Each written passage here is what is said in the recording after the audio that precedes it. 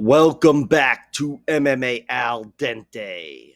I am the jerk-off who picked Neil Magny to defeat Elizao Zaleski dos Santos. And then he got the shit kicked out of him. Remember that? Oh, no, wait. That's this weekend coming up. But yeah, we'll get to that in a little bit. I'm here to break down UFC on ESPN 71, Taira versus Park, with Hyun Sung Park stepping up on short notice. And he looks like a fucking 19-year-old boy in that picture on Sherdog. But yeah. And so does Taira. They both look like boys. Like I'd like to take them home and, you know, maybe you don't know. It's probably best that you don't. All right, let's get rolling.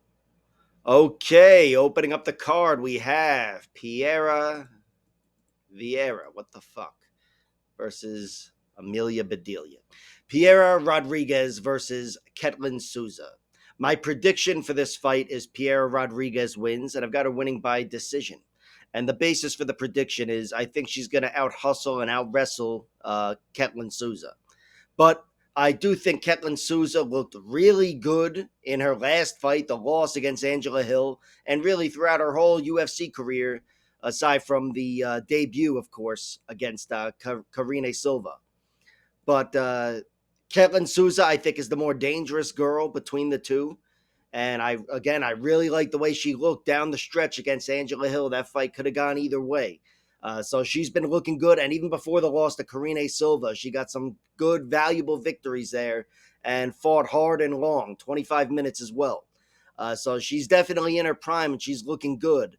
But I still have to pick Piera Rodriguez because she's only got the one loss, and it's to Jillian Robertson. And I don't think Ketlen Souza is going to be able to plug herself into that loss. I mean, she could definitely strangle Piera, but she's not going to dominate her thoroughly like Jillian Robertson did. Not that it was total domination, but you know what I mean. Advancing methodically. Jillian is a methodical grappler who doesn't miss a step. And I think Piera Rodriguez is going to be the one dictating the grappling, again, with her wrestling. But yeah, Piera Rodriguez, her one real loss is to Jillian. She did lose her next fight to Ariane Canellosi with the headbutts, whatever happened there. And speaking of which, Canellosi is one of the few girls to beat Ketlen Souza. She lost 5 times. I'm bouncing back between their records here. Canellosi got her out of there, stabbing her with a body kick in round 3. A front kick, I believe, to the body. I've seen it multiple times, but I forget what it looked like exactly. But yeah, she's been finished 4 times, twice by submission, twice by knockout. This other loss here, it says punches here, but on Tapology it says leg kicks. Shout out to Brody Armbar, I believe. I don't, I haven't seen it, but I would think it's leg kicks. If it says, it's both of them, you probably got to go with leg kicks. So that happened in 1:20, though. I mean, an 80-second stoppage with leg kicks doesn't seem likely, but it just seems far more likely that someone would invoke a leg kick stoppage without there being one. Whereas punches, yeah, that could happen. But yeah, she also lost by armbar back in 2018, and of course had her knee ripped apart with Karine Silva here. But again, a lot of momentum despite the loss to Angela Hill. I think she's the more dangerous girl. She's got skills everywhere, which she showed in her one victory over Yasmin Haragui. That was a great fucking victory, a club and sub. And I think she's definitely got upside here on the gambling end of things. She's a big underdog, but Piera Rodriguez is inside 2-1. I have a bet on her at minus 185. Figured I'd ruin a parlay with something I'm not too sure of, but I definitely do favor Piera Rodriguez. I think Piera Rodriguez should win this fight. Again, she's shown good hustle. I know Sam Hughes outlasted her, but she was cruising to a victory at that point. And she's a girl that's had good cardio. And again, I think she's got good skills everywhere, and I favor her to win. But not too many bets, not too much on Piera Rodriguez. And for Ketlen Souza, I'll wait for the point spread and whatever else. I do think Piera Rodriguez's primary path to victory over Ketlen Souza is decision, despite her having been finished in multiple fights, 4 of her 5 losses. But yeah, Piera Rodriguez, the finishing upside is not there. It's just not as strong. She does have half of her wins by TKO, but she's been a point fighter since she's hit the UFC level. And even this last one, that was a nice fifth round TKO over the girl Svetlana, which is a good win, but that was, way over 15 minutes. And I think, yeah, the trend is her winning by decision. I think Ketlen Souza showed in that Angela Hill fight, she's a 15-minute warhorse herself. So Piera's going to have to work for it, but I'm taking Piera by decision. Next up, we have John Yannis stepping up on short notice to take on Austin Bashi. My prediction here is Bashi wins, and I'm going to go with him winning by submission in round 2. And I would have been picking him to win anyway, even under more even circumstances. But that's just because Austin Bashi is fucking awesome. But even without him being awesome, I think John Yannis has some shitty circumstances here that only add to my confidence in Bashi. John Yannis is stepping up on short notice, of course. He took this fight yesterday. And John Yannis is also moving up in weight, which might not haunt him against every opponent, but Austin Bashi is precisely the kind of guy to make you pay physically in that sense. He's a wrestler. He's going to be the stronger guy. He's going to make it a physical fight, and he's going to weigh on John Yannis. And Austin Bashi's a guy who's secured a lot of good finishes down the stretch, and I'm picking him to get a win down the stretch in round 2. I don't even know if that's down the stretch. I have no idea what stretch we're even talking about here. But Austin Bashi, yeah, he's looked very solid in victory. And in defeat, I can't say it was too impressive, but he didn't get finished, even though he got C-rotted. Christian Rodriguez, the prospect killer, was able to take him to MMA school. But I still thought Austin Bashi looked good, even after a slow start, battled his way back in, and then, of course, C-Rod outlasted him. But Bashi, he's still got a ton of potential. He's already got solid wins under his belt. And John Yannis, he's got a few solid wins, Nick Aguirre being the best, and some solid losses. The guy Gabriel Vanderlei's good. And of course, Cameron Smotherman made it to the UFC this year. That's his 4th fight, I believe. But I just think Austin Bashi is going to be able to bully him and show him a different type of fight. Yannis has had so many split decisions, and a lot of these are tooth and nail battles on the feet. They're bantamweight striking battles. Here, this fight's at featherweight, and he's fighting a bully wrestler. Not that he's a bully like he was in high school or middle school or something, but he's going to bully him. And I think Austin Bashi is going to get the better of him and show him a different kind of fight. He was, this guy, John Yannis, was knocked out once, apparently, as an amateur. I wasn't able to see it, but just know that I read that. So it's possible he was knocked unconscious there. Who knows? But yeah, the only time he was finished as a pro was his submission loss to this guy, Gabriel Vanderlei. He's a good fighter, and his submission defense was holding up until it wasn't. And I'm picking that to be the story here against Austin Bashi. Austin Bashi's submission round 2. And as for the bets, Austin Bashi's odds are fucking way too shitty. 600 and plus 420. I would like to see the over-under, but I can tell you I wouldn't be inclined to play any under 1.5 or even over 1.5. Under 2.5 is how I would look to play this, because I do think Austin Bashi is going to be a big problem for him and give him a totally different type of fight. Here is Estevam wins, and I'm going to go with him winning by decision. Having said that, I've already put a bet on Felipe Bunes. He's a 4-1 underdog, and I think that number's got value on it. Felipe Bunes, I think, has advantages here in this fight, technical advantages over Rafael Estevam. I expect him to be better on the ground, despite having been submitted twice, whereas Estevam hasn't even been defeated. But Bunes, he's got a lot of trouble for you on the mat and on the feet as well. I think Felipe Bunes, he's not the sharpest athlete.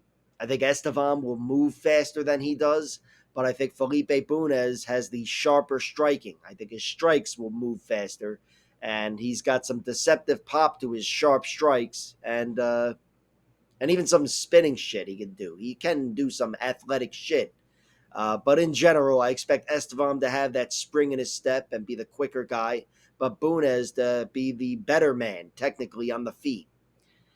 Estevam, of course, has the wrestling advantage, and that is the basis for the prediction.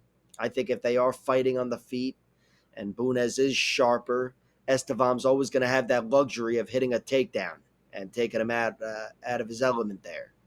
Although, again, he's still in his element on the ground. And Bunes is even more dangerous off his back, where I expect him to be on the ground here. He's definitely comfortable, and he's a big threat. But Estevam has shucked off threats before. This guy, Joel Elias, he beat on the Contender Series. That was one where he just shucked off a dozen submission attempts till the guy ran out, and then he pounded him out to a finish.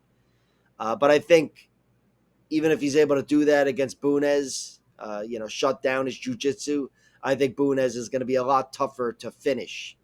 And I also think he's going to be a lot more dangerous of a threat in the first place. You can tell I'm really trying to justify my bet here. But yeah, look, I am going with Rafael Estevam. I don't like the way he's looked in round 3 here in the UFC against Jesus Santos Aguilar and especially against Charles Johnson. But who the fuck looks good in round 3 against Charles Johnson? He's still passed every test. And before he got to the UFC, I had a lot more confidence in his cardio. But the point is, I had confidence in his cardio. He's gotten a lot of his finishes are round 2 finishes, and even some round 3. And again, the last half of his career from this guy, Luan Danger, Luan Mateus here and on up, he's fought some good fighters. And he's passed every test. I have to give him the nod here for my prediction, but the bet, it just won't be worth it. He's way too big of a favorite. And again, I see the value right here on Felipe Bunes. Bunes has been defeated 7 times. He was TKO'd once, and that was against Joshua Van. Joshua Van, of course, is a fucking monster who's fighting for the world title in a few months. And Joshua Van did outlast Bunes and then took it to him in round 2. But Bunes was still giving him trouble early. And I believe Bunes took that fight on short notice, by the way. And speaking of horse shit, the Jussier Formiga fight, that was the other time he was finished, aside from his debut, I believe. Yeah, he was finished in his debut in 2011 by armbar, so fuck that. But the only time he was finished by submission after that was in 2022 against Jussier Formiga. Jussier Formiga's one of the best fighters in his era in the UFC, and there's no shame in losing to him here. I think that's right after Jussier left the UFC. It was a technical submission. He didn't tap. And also, Jussier weighed in.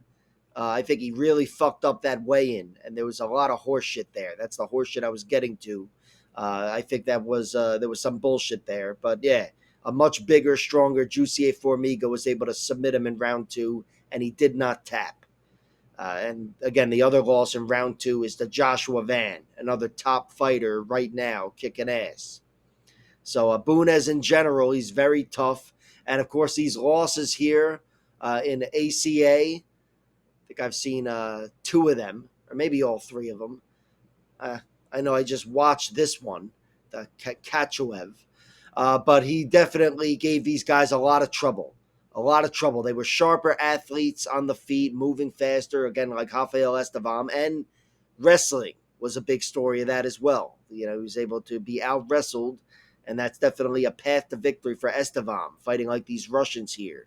But Bunes still threatened these guys and definitely put them to the test in every round with submissions from the guard, pulled a nice guillotine on one guy, and he was a match for these guys. I know these Russians they're the fucking the Muslim Russians. They're on another level.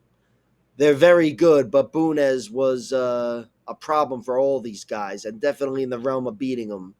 And I think here he's going to give Estevam a lot of trouble, even if he loses.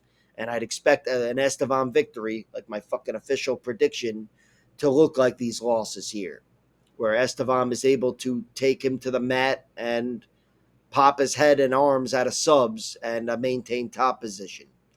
But again, the bet is definitely on Felipe Bunes, and I hope I'm fucking wrong about this fight. Next up, we have Andre Pulyaev versus Nick Klein. My prediction for this fight is Andre Pulyaev wins, and I'm going to take him winning by round 3 TKO, and that's ground and pound I'm talking about. But yeah, I'm going with Pulyaev here. I think Pulyaev is the cleaner fighter, and even though Nick Klein's got some impressive wins and some valuable wins in his short career here, I favor Pulyaev. I think he's going to be the cleaner man at range, and I think on the ground, I mean, Nick Klein. My second prediction for this fight is Nick Klein strangles him in 40 seconds. Nick Klein definitely, his rear naked choke has my respect, but I wonder about him surviving with Pulyaev on top of him. Not that I think Pulyaev is the most willing wrestler, but he's shown he can mix it up down the stretch in fights. And I think if he's able to get on top of Klein in the second half of this fight, it's going to be a sloppy fight. It's going to be a tiring fight. And I think Pulyaev would be much better than him if he got on top. Klein's been defeated twice and once as an amateur. All 3 are TKOs. But this round 3 TKO to this guy, Dorhan Dokaj, or whatever, and this amateur loss to Niall Bartling, who's just hovering below the UFC level. Both of those are ground and pound losses. Him being pinned, the guy advancing to back mount, and him getting pounded out. Once when he was fresh, once when he was exhausted, but he was bested. And against Mansour Abdul Malik, he didn't need any takedowns or, advancing position. He's just a fucking monster. But even there, Nick Klein stunned him with a spinning elbow and put him to the test. But yeah, Nick Klein, he's definitely going to be the one looking to get this in tight and make it a physical fight. He's going to be looking to take down Pulyaev, and I'm assuming he's trying to strangle him in 40 seconds. He's definitely got a lot of upside there, and Pulyaev, even though I talked about him having a grappling advantage at the end of the fight, in the beginning, I think he's going to be at a disadvantage. I think he's going to be having to keep Nick Klein off of him, throwing shit down the middle and moving well. And I think it's going to be a tough round, at least in round 1. But I'm taking Pulyaev to survive. I'm taking him to outlast Nick Klein. And when he's tired and able to make some mistakes, I think he can put him away down the stretch. Pulyaev, he's got 3 losses as well. He was knocked out against this guy, Dani Bekov. I don't know. But the guy was Avon Beck there was teeing off on him, and he didn't go out, but he just got rocked around enough where the fight was stopped inside round 1. Then he lost to this asshole, Tugenbayev. I haven't seen that fight, although I looked. And of course, in his last fight, he lost to Christian Leroy Duncan, who I thought was a really tough matchup for him. And even though I thought Pulyaev was very close to getting finished in the end, he did not get finished. So stood tall against Christian Leroy Duncan, which was a good look. But yeah, here I think Pulyaev, he's going to be the bigger man, of course, the taller guy. Not that he's going to look like Renier de Ritter crashing in with knees, but I think he's going to be better at range. He's got some snappy kicks, really sharp body kicks. Made good work of him against this guy, Liam Anderson. And I think in tight, down the stretch, as he showed against Liam Anderson and this guy Nikita Kondratov, he can mix it up and mix in takedowns in the end and force a fight to the ground when you least expect it, and from a guy you least expect it from. This guy Kondratov's not such an impressive submission victory, to be honest. He's got a dog shit record. He just very inexperienced, but he also submitted this guy Pavel Mustafin. Got him out of there with a triangle choke 2 years ago. That guy's not bad. 6-2 record or whatever. But yeah, I think both guys have, unproven records. Nick Klein's actually got some more valuable victories. He beat Tristan Overvig, Colin Huckbody, and then, of course, on the Contender Series, he steamrolled Geraldo Souza. But I still have doubts about Nick Klein altogether, technically as a fighter and even with some of his traits and whatever. And I think Andre Pulyaev is going to be able to fight a cleaner fight and outlast Nick Klein and force a finish. I bet on Pulyaev as I wait for the fucking odds to pull up. The under's enticing, but I'm going to wait for under 2.5 rounds, see what that looks like. -1 something, maybe put something on that. I think it covers Nick Klein's rear naked choke, if I'm wrong, and most of Pulyev's chances. But I am also going to play a sprinkle on Pulyaev in round 3. I'll probably just play it flat, but yeah, the TKO is historically how Klein's been beaten. So I'll wait to see how to play this, but I'm definitely going with Pulyaev. And in general, I'm going with a finish. Like I said, the under I consider a bet that covers Nick Klein. So yeah, all that horseshit. Versus Adolfo Vieira. My prediction for this fight is Gore wins, and I'm going to go with him winning by guillotine in round 1. That's right. I mean, don't get me wrong, a decision wouldn't surprise me, and I might not play his submission props, but I just want credit if he hits that miracle. But yeah, I'm going with Gore. I think Gore is not the most reliable guy. He's only got 8 pro fights and 2 solid exhibition victories. But still, altogether, he's the most inexperienced guy, one of the most inexperienced guys in the UFC. And even Rodolfo Vieira, who I feel like is still looked at as this jiu-jitsu guy doing MMA, he's got a deeper resume and more experience.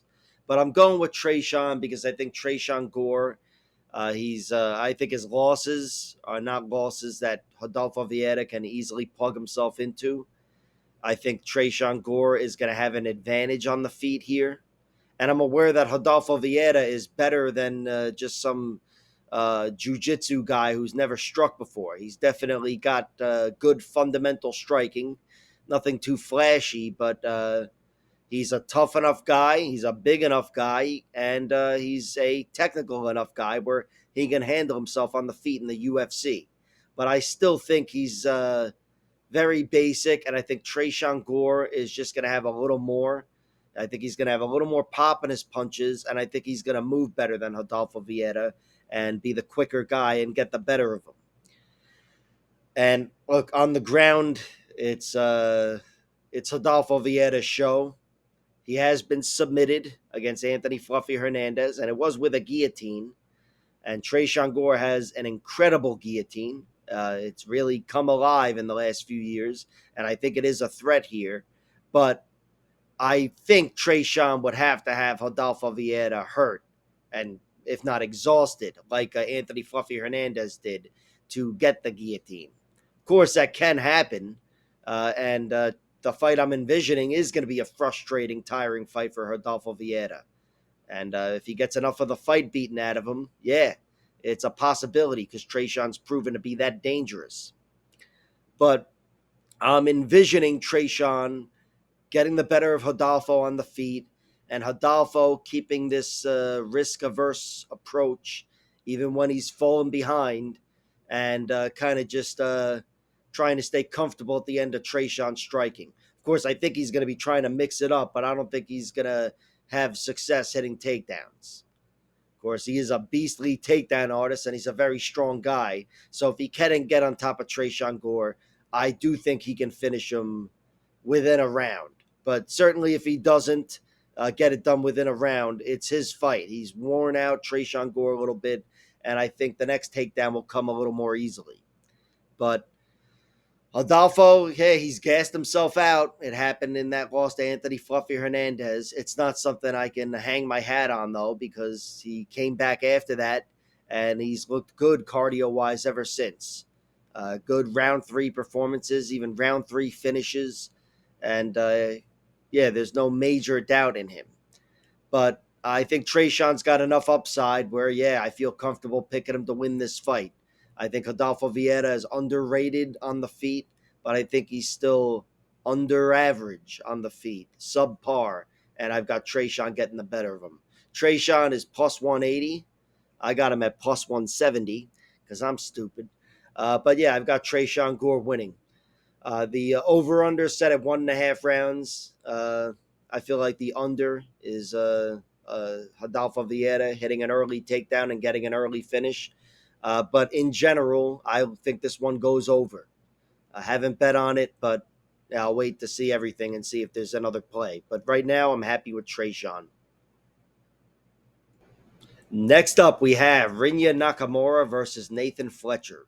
My prediction for this fight is Nakamura wins, and I'm going to go with him winning by decision. Having said that, I've already put a small bet on Nathan Fletcher. This actually does remind me of the Felipe Bunes Rafael Estevam fight, where I think Nathan Fletcher, first of all, the odds are similar, but secondly, Nathan Fletcher has advantages technically over Rinya Nakamura, in addition to a lot of great traits as a fighter, just like Felipe Bunes. But just like Felipe Bunes' opponent, Rafael Estevam, Rinya Nakamura has one distinct advantage, and that's wrestling. And I've got both of them officially, as far as my predictions go, using that advantage to win a decision. Slow the fight down, shuck off the submissions, and win with top control. Rinya Nakamura is coming off a defeat to Muin Gafarov, who was able to uh, keep the fight standing, first of all, and really thwart him on the feet. And I do think Nathan Fletcher's got it going on the feet, where, he's definitely more of a grappler, but I think he can frustrate Rinya Nakamura. But that's a big if, because if Rinya Nakamura wants to take the fight to the ground, I think he's going to be able to do so here. I think Nathan Fletcher is not near the physical problem or hurdle that Muin Gafarov is. But on the ground, Nathan Fletcher, I'd say, wins the jiu-jitsu battle. Nathan Fletcher has good jiu-jitsu, and he might have some tricks up his sleeve for Nakamura, even if Nakamura takes top position. But I know if Nathan Fletcher can get on top of him or take his back or whatever, I think he can give him a lot of trouble. And I'm not saying I'd pick him. I would pick him to get the first submission, I guess. But Rinya Nakamura, even though he's not Mr. Submission, he's only got one submission victory in his 9 wins. He's definitely got enough upside where I wouldn't be surprised if he ripped off anyone's arm. Nakamura, I still do look at him like the Japanese Henry Cejudo. Definitely a lot of promise, but I have to bet on Nathan Fletcher again because of the Felipe Bunes horseshit. Fletcher's got 2 losses. The first one was a knockout against Dominic Wooding in Cage Warriors, where he was doing well until he wasn't. And when he ran out of takedowns, he was in a bad spot on the feet and eventually got knocked out with the knee and punches. And against Calvin Loughran in his last fight, whatever. I thought he should have won that fight. I thought it was a bad decision, if not a robbery. I'll go with a bad decision. But yeah, he definitely should have won that fight, in my opinion. It was split, but yeah, he won. And he also beat Calvin Loughran as an amateur back in 2018, for whatever that's worth. But he does have this other loss here, speaking of amateur fights, to Richard Kalos, and it was a round 5 collapse. That's the 14th minute of the fight there, with 3-minute rounds at the very beginning of the 14th minute. But he had his back taken, and he could not get out. He was too tired to fight him off, and the guy choked him out with the perfect opportunity after Nathan Fletcher was cruising to a victory. So, yeah, there's been doubt with his cardio in the past, but with the way he's looked as of late, Calvin Loughran, I thought he outlasted him and got the better of him in the second half. And, of course, getting Ramashka out of there in round 2 was a good look. I don't think there's any major doubts, really, with Nathan Fletcher's cardio moving forward. But yeah, with all of his traits and his skills, I think he's better than plus 330 or whatever he's at here, plus 330. But my pick is still Rinya Nakamura wins by decision. He's got tons of upside. I think that takedown will always be available for him if he finds himself in dicey spots. And I think on the ground, he may not be able to go through Nathan Fletcher, but he can at least maintain top control. So, yeah, Nakamura's the pick, and Fletcher's the bet, because I'm often wrong.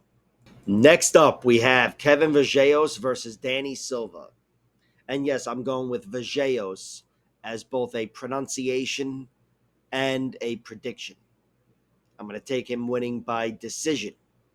And I say that with no confidence whatsoever because he's got 15 victories, with 13 of them being finishes. He's a monster. So I don't think I would try to look for any sort of prop or any bet that covers that prediction. But that is my prediction, that he wins a decision. And the basis for that is Danny Silva's proven to be pretty tough and have some solid traits as a fighter. He's shown that in victory and in defeat. Both guys have impressive defeats, but especially Vallejos. But yeah, Danny Silva, as for his upside betting wise, he's plus 310 in that same area as Felipe Bunes and Nathan Fletcher. But with him, I think if I'm going to bet on him, I'm going to put a sprinkle or two on his decision prop, because I'd be surprised if he finished Vallejos. I think Vallejos gets the first knockout and the first submission in this matchup. But I do think Danny Silva still wins a decision by mixing it up and taking it to the ground. I think Danny Silva slows his fight down with takedowns. Of course, he only needs two of them. And maybe he can make shit happen on the feet as well. But I think there he's at a pretty big disadvantage. And I think, yeah, I'll try to bet on Danny Silva by decision, perhaps. But my pick is Vallejos wins. I think he's sharper on the feet. You know, he may be a short guy and whatever, but he's got some serious pop in his punches, and he's got sharp technical striking. I mean, the guy looks really good. And, of course, this is his record. He's fucking got a lot of kills there. His one loss, as you see here, is to Jean Silva, who's fighting for the world title probably this year, maybe next year. He's a win away or something. He's fighting Diego Lopez. That's what it is. But yeah, he'll be in the mix if he wins this fight. But yeah, Jean Silva, not a bad loss at all. And standing tall and making it to the final bell is a great look. And especially for that to be your first defeat. Your first defeat altogether. And it's a decision loss to a guy who makes it to the top of the UFC, or damn near close, within 2 years. So not bad at all. And he also took round one from Jean Silva in that fight. He was the faster guy and the more active guy in round one and outlanded him. But Jean Silva did beat some of that speed out of him and ended up taking over the fight in rounds 2 and 3. But even there, it was a great showcase of Kevin Vallejos' chin and his heart, and to some extent his cardio, even though, again, I thought Jean Silva outlasted him. But Jean Silva has been able to put away a lot of guys, and Kevin Vallejos made it to the final bell. So, yeah, in general, a good look for him. But speaking of good looks, he's got all these nice victories as well. The one right before that was the Luis Eduardo Garagori, former UFC fighter. I just watched this fight today. But yeah, he smashed him in round 2. Outlasted him, slowed him down, and then blasted him when he was tired and ended up putting him away. A lot of round 1 finishes, especially as of late, these last 2. He is a fucking monster. But it's good to see he can get finishes down the stretch. The round 3 sub over Maximiliano Perez. This second round knockout here. He's definitely a guy that seems like he's got no major stain on his record. No major doubts in Kevin Vallejos at all. But yeah, Danny Silva, he's also got a nice record, 10-1. Trying to pull it up here. His one loss is a decision to this guy, Kanan Kawiyahara, the Hawaiian dude there. And it was a fight where he was cleanly outpointed, but he did outlast the guy. He was being outstruck and doing a lot of that, trying to chase down Kanan. And he was being outstruck and even taken down at opportune moments. But in round 3, he was the better man, and I thought that was a good look for him. He wasn't able to force a victory, but still, I think he's the better man in a 5-round fight, for whatever that's worth. And it's worth absolutely nothing, because that was a 3-round fight, just like this. But in 3 rounds, he's looked good as of late since hitting the UFC level. Beat Angel Pacheco, who I hope is still in the UFC, but I don't think so. But that was a good win on the Contender Series. Had him hurt early, and then took it and gave it for 15 minutes. That was a fucking war, that fight. But it was a great showcase of him being able to bring the volume and also being able to take it Angel Pacheco is one of those volume boxers who poured it on and made a fight out of it. And his last two wins, I mean, say what you will about the decisions, but they're good wins. Lucas Almeida and Josh Kulabau. They're his two best wins. And he's definitely proven to be a solid 15-minute fighter here. This guy, Jeffrey Meller, that's a guy that beat him by submission back in an amateur fight. And he beat him by decision. Danny Silva, I think, has a lot going for him here. I think he would have to slow things down, though, and hit takedowns. But there's no major doubts in him, his chin, his cardio, any of that shit. So, yeah, I think there's value on Danny Silva, and I'll look for the prop. But the pick has to be Kevin Vallejos. He's a fucking monster. Kevin Vallejos by decision. Next up, we have Zaleski dos Santos versus Neil Magny. My prediction for this fight, I'm going with Magny. And I've got him winning by decision. That's right, Neil Magny. And the basis for the prediction is Zaleski dos Santos is not in his 20s. No, that's not everything, but it's good to see Neil not being fed to a young, hungry lion like Michael Morales or Carlos Prates. Not that Prates is too young, but either way, young enough. But Zaleski is definitely within Magny's range. He's in his realm as far as being an older fighter. And I think even though Zaleski is the sharper man on the feet and dangerous enough to go through an old man's chin, I think he's going to have a hard time with the range of Neil Magny on the feet. I expect him to get the better of Magny in general, if you told me these guys were on the feet for 15 minutes. But I do think Neil can frustrate him. He's got physical advantages, and Neil's striking is not shit. It's not that powerful, and it's not that threatening, but it's not nothing. And, of course, where I really see Neil winning the fight is crowding Zaleski.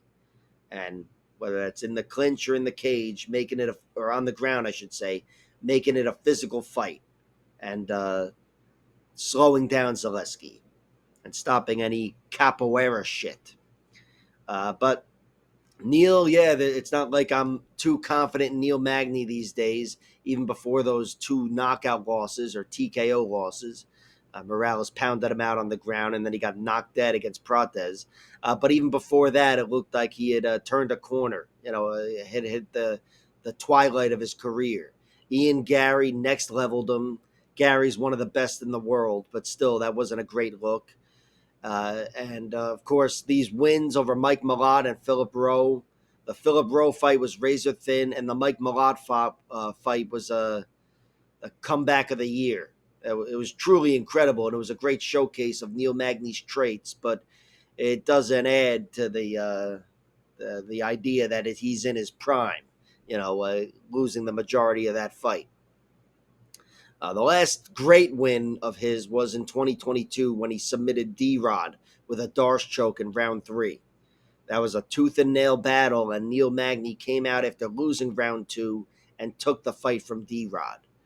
I don't know if he still got that in him, but he's the younger man between the two, he and Zaleski dos Santos. And I think he's still going to have enough in the tank to beat Zaleski in one way or another. So, yeah, Neil Magny is the pick. I'm taking him to win by decision. Of course, let me pull up the odds here. I have bet on him. I actually got him at better odds than this, plus 180, but he's plus 165 right now. And the over-under, I think, is about right. I'd favor this to go the distance, but I wouldn't commit to it at all with a bet because both guys are older and more vulnerable and yada, yada, yada, all that horseshit. Next up, we have Carol Rosa versus Nora Cornolle. My prediction here is Rosa wins, and I'm going to take her winning by decision. And the basis for the prediction is she's a UFC warhorse who's always got 15 minutes of fight in her, and she's got twice the experience of Nora Cornolle. Carol Rosa can mix it up, but I think here, even on the feet in a pure kickboxing battle with the Muay Thai fighter Nora Cornolle, Carol Rosa will get the better of her.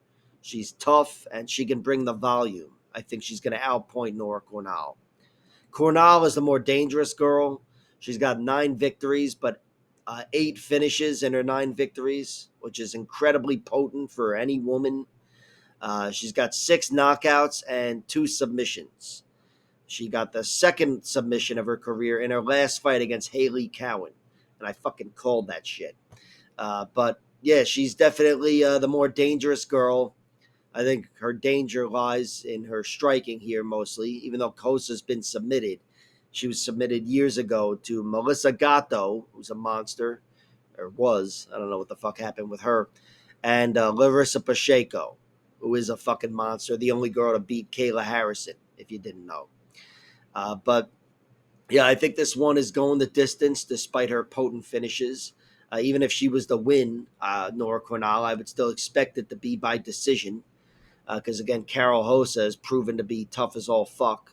If you don't believe me, check out the Irene Aldana fight. Irene Aldana, which was almost 2 years ago. But yeah, that was a fucking war. But yeah, I've got to trust Carol Hosa here. Like I said, I think she's capable everywhere, but even on the feet, where I do expect the majority of this fight to take place. And even though that's the wheelhouse of Nora Cornolle, I've got Carol Hosa getting the better of her. She can really bring the volume, and I think she's tough enough to handle anything that comes back her way. Cornolle's only got 2 losses, and both of them are decisions to the same girl, Jacqueline Cavalcanti. The last one was in the UFC, of course. I also thought she lost to Jocelyn Edwards, if you want me to be honest. But regardless, Nora Cornolle's only got that one, the one girl that beat her on paper, and it's a very good fighter. So even though she's 35 years old, I believe she's 35 years old, going on 36. She's no spring chicken, but despite that, she's still looking like definitely an above average UFC talent, and certainly way above average in terms of female danger. So yeah, I think Nora Cornolle, she's getting a good matchup here. This Carol Hosa is very respected, but I've got Carol Hosa shutting her down and showing her that next level. I've bet on Carol Hosa. The over here is at -5, whatever. That ain't gonna do it. But yeah, Carol Hosa's money line, I've played that comfortably. Just figured I'd pounce on it and put it in some parlays. But I do think far and away her primary path to victory is decision. I'll wait for the props, but I think the props will probably be close enough where I'll just be happy with the money line. But yeah, Carol Hosa is the pick. Brener versus Estevam Ribovics. My prediction for this fight is Ribovics wins, and I'm going to go with him winning by decision, even though he's a pretty potent finisher. I believe he's got 12 finishes in his 14 wins, but Brener's pretty damn tough. And speaking of which, Brener is not out of this fight. Brener's definitely in the realm of winning it. He's got a 16-5 record. He's beaten some really good fighters. And in the UFC, he's got his 2 best victories, Guram Kutateladze and Zubaira Tukhugov, even though that was a fucking robbery, in my opinion. But still, he put himself in the position to win a robbery there. And against Guram Kutateladze, he took him out in round 3, which was an incredible fight. I think he even took that on short notice. Or maybe I'm just thinking of the Tukhugov fight. But he outlasted Guram and beat him up down the stretch and got him out of there. It was an incredible victory for him, and he was a big underdog there. Then he knocked out Kenan Khrushchevsky. But since then, he's lost 2 consecutive fights. Miktabek Orobai, who's an awesome fighter, was able to beat him by decision. Generally out-grinded him, out-wrestled him. And Joel Alvarez is the only guy to finish him. That was his last loss a year ago. Joel's a fucking giraffe who's incredibly dangerous. So he's a unique fighter, and he was able to go through him in round 3. But in general, he's a very tough guy, Elvis Brener. He's lost to 3 good fighters before coming to the UFC and never finished. And he's definitely got a chance in this fight. Of course, if it turns into a blood and guts war, he's shown he can handle that like he did with Guram Kutateladze. I don't think he's going to be a step and a half behind like he was against Joel Alvarez. But I still favor Ribovics in a 3-round war. Ribovics is tough as all fuck, and I think he's a little bit more of a savage. He can, he's got more danger on his side on the feet. I do think Ribovics can be a little too happy with the Kimura. He can be a little too Kimura happy. And Elvis Brener's a guy who can advance the mount and do so suddenly.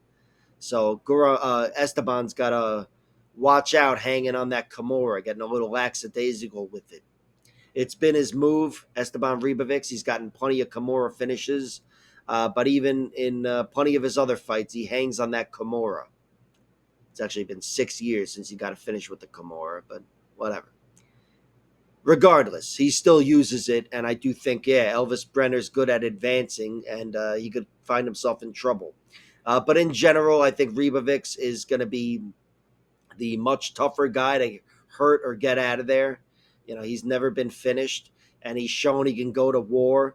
In both of his losses, Hapkaras and Louis Rajabov especially, but especially in this Daniel Zellhuber fight, his victory last year at the Sphere. That was an incredible fight, and that really did a lot for Esteban Ribovics. He came out of that fight a star, or halfway there. I don't know. He's at the third fight from the top here at this shitty UFC event at the Apex, so maybe he's not the biggest star, but still, it felt like he was a star that night. But yeah, I'm going with Ribovics. I think without any big mistakes, he gets the better of Brener. I don't think he's going to beat him down like Joel Alvarez did, but I think Esteban Ribovics will get the better of Brener on the feet largely. And on the ground, it's anybody's fight with top position. But yeah, Ribovics, he's definitely comfortable fighting everywhere, and I'd say he's the more dangerous guy everywhere. And with no shitty traits about him being a reliable third round fighter and all that as well, I have to favor Ribovics.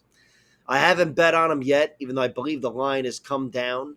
But yeah, the pick is Ribovics. I go with him winning by decision. Next up in the co-main event of the evening, we have Chris Duncan taking on Mateusz Rebecki. My prediction for this fight is Rebecki wins, and I'm going to go with him winning by submission in round 2. I'm not too confident in that specific method of victory, but I do favor Rebecki to win here.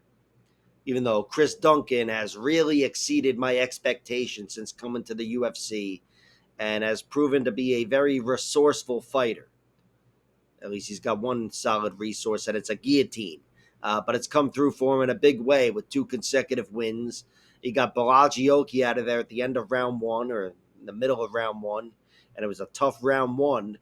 And, of course, he got Jordan Vucenic out of there in round 2, which I think is an even more impressive guillotine victory. His 2 losses include one by round 1 rear naked choke to Manuel Torres. Manuel Torres, he's been kicking ass aside from the Bahamondes fight, but he steamrolled Chris Duncan. And Slava Claus ended up knocking him out in round 2. Slava Claus, he may not be hanging around the UFC too much longer, but yeah, he's definitely a problem on the feet. And this guy, Charlie Campbell, who I hope is still in the UFC, haven't seen him in a long time. I know he's still in the UFC, but he almost had Chris Duncan knocked out. That was very close to being a round 1 finish before Duncan turned the tide with one punch and floored Charlie Campbell, knocking him out cold. Oh, look, Duncan's already beaten a guy named Mateusz, so maybe I got to bet on him. But no, I'm going with Rebecki. Rebecki's got a few losses as well, but he's a fucking tank. I think as resourceful as Chris Duncan is, Rebecki's going to be bullying him. Rebecki lost to Carlos Diego Ferreira last year by TKO in round 3. I called that one. Rebecki started off so strongly there, flooring Diego and really taking it to him. But Carlos Diego Ferreira took over the fight and took over on the feet pretty much before pounding him out on the ground, kind of. But yeah, he definitely ran into a cardio problem there. That's the story of that loss. And his other loss was back in 2014. This guy, Pavel Kilek, was a good fighter, a good, capable European fighter there, Polish. He knocked out Rebecki when Rebecki got a little too lackadaisical going for a heel hook. after winning 3 consecutive fights by heel hook to begin his career. And then he got a little lackadaisical and ended up getting put on his back and knocked unconscious pretty quickly. So his 2 losses are both TKOs. One's a knockout, the other's a TKO, and rounds 2 and 3. I do feel like Chris Duncan's primary path to victory would be decision here, but with the 2 losses being knockouts for Rebecki or TKOs, and with Chris Duncan showing this incredible guillotine as of late, I don't think I'd be able to trust one prop over the other for Chris Duncan. But for Rebecki, yeah, like I said, I can't trust his props either. I would go with him winning by submission, just cause, and it's a much better prop than the TKO. That is going to warrant a bet from me. But I'm much more comfortable having bet on just the under. The full lines are available here, so I got the under 2.5 rounds at minus 165 right here highlighted. And that's something I feel confident in. It's not a bad line at all. It covers anybody getting steamrolled, anybody getting guillotined, and anybody getting exhausted and getting beaten up for the most part. That last sixth of the fight is missing, but still, I'm happy with that line. And yeah, the pick is Rebecki, and I'm going with him winning by fucking whatever I said. Submission. And in the main event of the evening, we have Hyun-Sung Park stepping up on short notice, replacing Amir Albazi to take on Tatsuro Taira. My prediction for this fight is Taira wins, and I'm going to go with him winning by submission in round 3. And the basis for the prediction is, even though I have no doubt in Hyun-Sung Park, I just have more faith in Tatsuro Taira. He's the more proven fighter, 16-1 with a deeper resume than Hyun-Sung Park at 10-0. Taira's been in the UFC for a few years now, and generally he's looked great. The one time he lost was in his last fight, and it's against Brandon Royval in a 5-round split decision. And I was really impressed with Taira there. If that's the way you look in your first defeat, things are looking up for you. And of course, Brandon Royval's a fucking championship level fighter. So I think Tatsuro Taira should be better than Hyun-Sung Park. That's all this is a guessing game. And I have to estimate that Hyun-Sung Park, as perfect as he looks at 10-0, and with wins down the stretch as he's leveled up in competition, I still don't think he's going to be too much for Tatsuro Taira. Taira, I think, is going to be better on the ground, even though Hyun-Sung Park's really good on the ground too. But Taira, I think, is just incredible down there.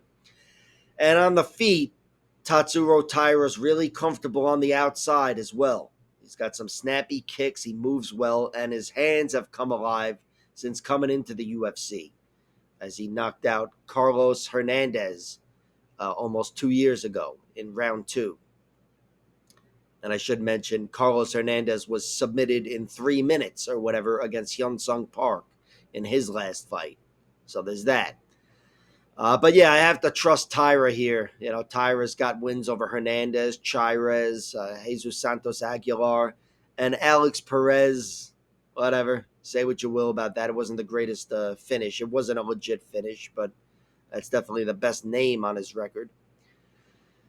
And yeah, Hyun-Sung Park, he doesn't have a loss. But, you know, if he did, I don't know if it could look better on paper than a 5-round split decision to Brandon Royval, but I guess the only thing better is not having lost at all.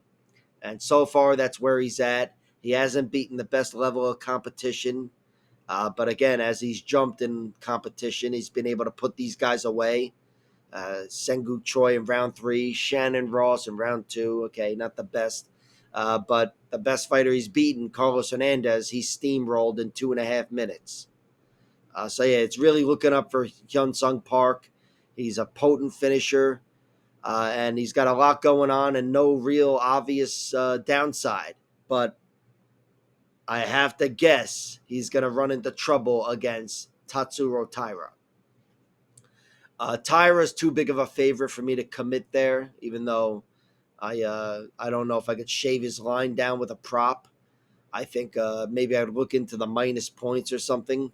But I do think Taira, of course, has a very good chance of finishing anybody he's beating, and I'm picking him to win here. But without having seen Hyun-Sung Park lose and without having seen him look weak really anywhere, I don't know what to make of Tatsuro Taira's victory. But the prediction is round 3 submission, or whatever I said before. I am going with him being the man in better shape and the man who's technically better on the ground, and I'm picking him to find a way to get a finish. And that about wraps it up here. Like, share, subscribe, all that horse shit, and check out my other videos.